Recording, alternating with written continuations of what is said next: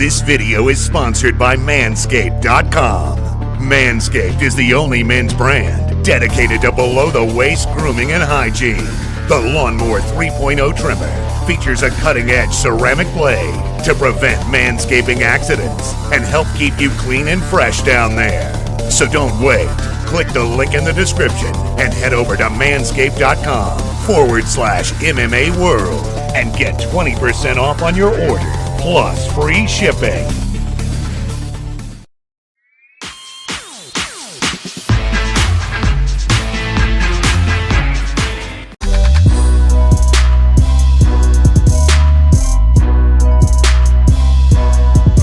Is a bigger trilogy, Dustin or Diaz? I think they're both pretty big. Two southpaws as well, which is interesting. They're both there, so see what happens. Is there one you want more? Yeah, I don't know. I just want to regroup for the minute, to be honest. You know what I mean? I want to just watch the fight and see where I'm at. Right now, I'd probably say Dustin, obviously. You know what I mean? It's fresh. And that's it, so...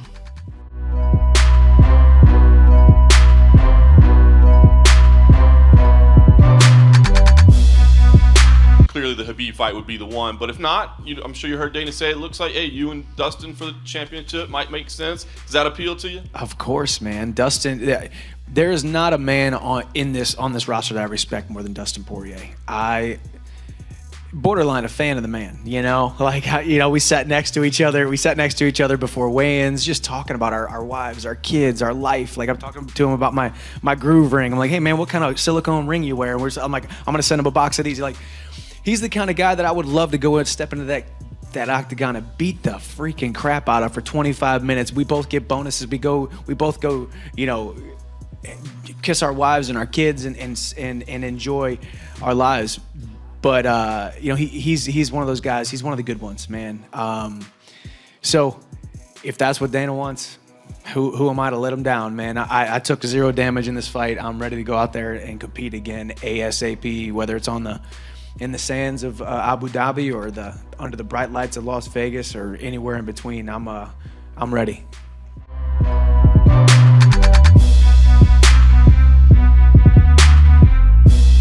Dana was here a little bit earlier, so he spoke to Khabib. It doesn't look like Khabib's going to come back right now. Are you okay with that? And if so, it seems like, you know, Chandler would probably be the fight for the title. You and him, does that make sense to you? No, it does not. Respect to Chandler, great win over a guy. But to come in and beat a guy I just beat and get a title shot, dude, I've been in, what is this, 27, 28 fights in the UFC, trying to, you know, everything, fighting the toughest of the toughest guys to get my hands on gold. You know, he should fight Charles Oliveira or something. Let Chandler and Charles Oliveira go at it. That doesn't really interest me at this point. I'm going to sell hot sauce if that's the case. I don't know what's next, honestly. I got to get home, speak to Dana, speak to the UFC, just see what's making sense, you know. But I can guarantee I won't be fighting Michael Chandler. They can do whatever they want with the division. I don't really care. But if something happens that makes sense, then we'll do it. But. And you already talking about Chandler, that he doesn't deserve because he just got... Yeah, and you know, it's not even my position to be. I just been putting in work. That's why I'm sitting here feeling like I can talk about it, because I've been in the division, you know, in the UFC for a long time, fighting the best of the best of the best.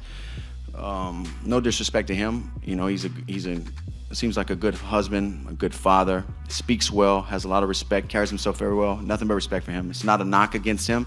It's just my feelings towards the division and the sport.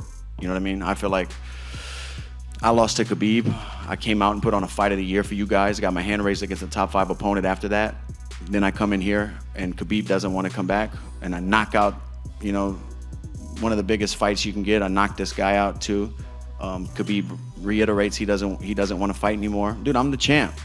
You know, I'm not going to fight some and like I said, respect to Chandler. Fight a new guy to the UFC who just beat a guy who's coming off a loss that I just beat for the belt. You know, that's not exciting to me.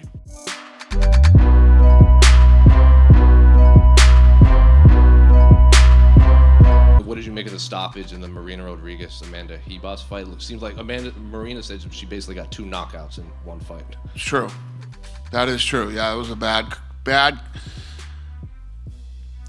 You know, he got too close to it to make them think that it was over, and then the second stoppage was good.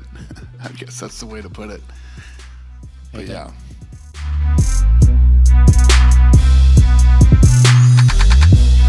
What's up, guys? I just wanted to send you a quick little update that I am okay before we get on a flight to come back to Las Vegas.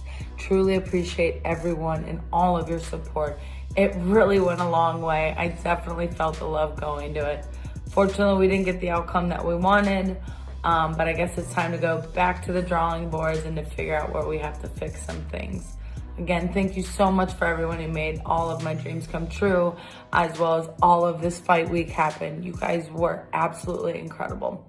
Thanks, everyone.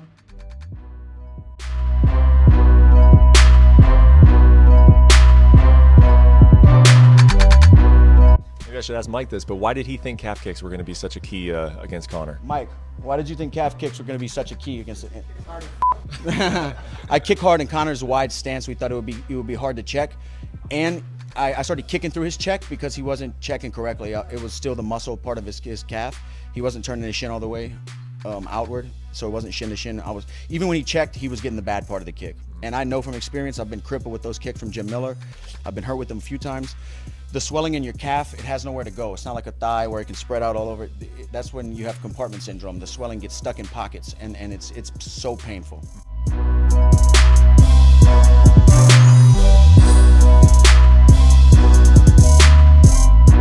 And I don't want to sour your mood, but Khabib has responded to your loss on Twitter. He says, this is what he wrote. He goes, "This is what happened when you change your team, leaving the sparring partners who made you a champion and sparring with little kids far away from reality."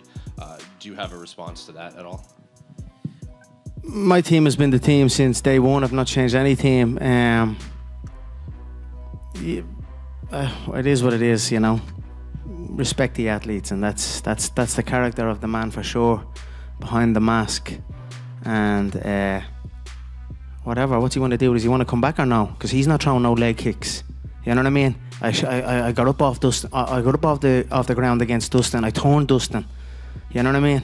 Look at little pockets of that sequence where he's fights. Like I said, styles make fights. Every fight is a different fight. That's why all this prestige and all that people try and like hold on to. I don't hold on to that. You know what I mean? Whether someone has multiple wins or multiple losses. You know what I mean? Every fight between every man is different. And that's it. Dustin's style just played into it today, and he got, you know, he has the durability, he has experience, and he has that leg kick now in his arsenal, and I'll adjust and keep going. So, but if he wants to have his disrespectful comments, come back and let's go again, my man. You know what I mean? I'm here for it. Yeah. So Dana did say it's not. that's fighting talk. Yeah. So if he's not, you know what I mean? If you come on back, come back. You try and do it. You know what I mean? So that's that. Maybe I should ask Mike this, but why did he think calf kicks were going to be such a key against Conor? Mike, why did you think calf kicks were going to be such a key against it? I agree with this.